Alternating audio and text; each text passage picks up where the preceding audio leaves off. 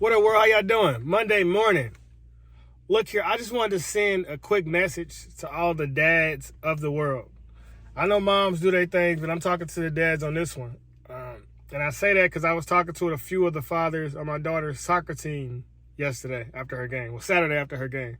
And I'm 34 years old. I'm the only dad on that team that's not 50 or above. And out of the 18 girl roster, it's 18 fathers. So I just got to sit and soak up a lot of wisdom from some older men that I just wanted to share with the world. And at times, being a young father and a young husband, I'd be like, man, I don't know what I'm doing. Am I on the right path? And a lot of people tell me I'm a good father, but sometimes it's hard to know because you walking into a path that's unknown. My father was an alcoholic, and my mom and daddy had domestic violence. He probably somewhere drunk right now. So I didn't have a proper example on how to be good to a wife or how to be faithful or how to raise children the correct way. So I'm literally every day becoming something that I don't know if I really can be or not. And I was talking to this dad, and I asked him how old was his oldest kid. And he said 17. And I said, how old was you when you had him? And he said 34. And I said, man, I'm 34 right now with 8 kids already. And I asked him how old was he when he got married, and he said 32, and he's currently 52, been married 20 years. And I told him how I was impressed, how good he's doing financially, the type of vehicle he drives, the house he live in, the life that he's able to provide for all his children. And he said, man, I'm impressed with you being 34, having your kids playing club sports and being a responsible young man. And he said that at my age, he was, still waking up from hangovers and all that. He just now was getting it together. But since I've been responsible for so long,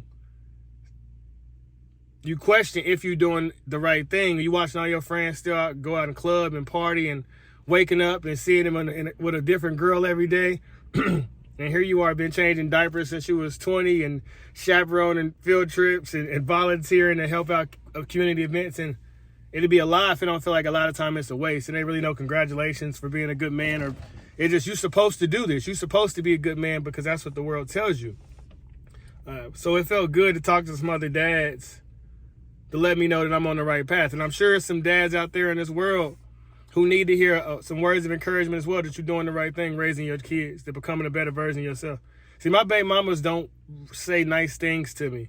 Never have, and I don't expect to hear nice words from them just because of the way things ended. However, they allow me to raise their children, so that shows that they see some good in me, regardless if I never hear them vocally say it out their mouth. But I was looking at my son's basketball game yesterday. My son is the only black kid on his team. There's one other Indian kid, and the rest of the kids are white. And I was like, man, all of these kids play this game together.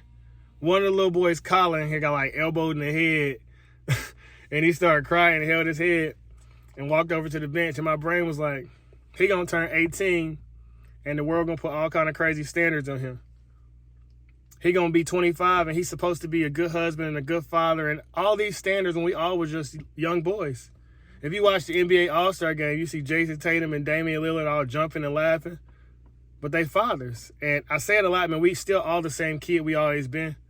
Black, white, Mexican, mixed, whatever. We were little boys who played kickball, who played basketball, who played freeze tag, duck, duck, goose, heads up, 7-up. And then we grow up. And if you black, the cops are going to kill you. If you white, you're a white supremacist. If you're a straight male, you're part of the patriot. Just all these stupid ass labels get put on us when we was cute when we was 2. Y'all was jocking us back then. And then you become a father, and then you really held to all these crazy standards, and you just expected to be perfect. And I'm not a perfect father. I'm not a perfect husband. I can't say if I ever will be. I just know every day I'm going to try to get a little better. And to my guys out there as well, man, I just wanted to send some quick positive words to you that day by day, man, we all becoming better fathers, better men. And the unique part about life is married men and single men can still be friends. But married women and single women, they start side-eyeing each other real quick. That's a totally different story. But shout out to all my guys that's becoming better fathers every day, who are being a better example for their children than the one that was set for them. Or if you didn't have a father at all. Like I said, my daddy was in my life, but he was in and out of jail. He was always running from the police, always in stolen cars, just a lot of things that I wouldn't want my children to see with their eyes, especially not their father. I've seen my daddy sitting in the back of paddy wagons. It was traumatizing as a kid, you know, to see him coming out of the back of the courtroom in that orange jumpsuit with the handcuffs on, man, it really hurts your heart to see your father that way. And when I talk to him now, I let him know, you didn't realize I was watching every single thing you did. And I'm conscious that my kids pay attention to me. I'm not in shape for myself. I'm in shape for my children. I don't eat healthy for myself. I eat healthy for my children, because you have to plant positive seeds. And yeah, they could be an anomaly like me, where they can watch their parents and just be total druggies and in and out of jail and all kind of stuff and still become a different person. But I can't really say what made me become so different than my parents. I question it to this day.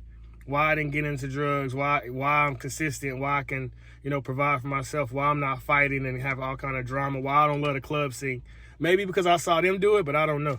Well, then once again, that's a different story. This is just, I know it's a lot of young dads out there, old dads out there, who've never received their flowers, and they won't get them until it's their funeral, and fortunately they won't be able to see that. So I'm just giving you your flowers now. I had somebody comment on that Dax to be a man video, and it said we got a lot in common. I'm a young black man, he was an old white man, but we still have standards and expectations that set on us to provide and protect for our children, and, you know, just be the change you wish to see in this world. And there's a quote that if we all swept under our own feet, the whole world would be clean overnight. And I know more men want to be proud of themselves when they take their shirt off and look in the mirror. I know more men want them their children to be proud of them. So it starts with you making yourself better. One day at a time. Faith, consistency, and hard work, the sky's the limit. One push-up, one pull-up, one sit-up. Write one sentence. Save $1.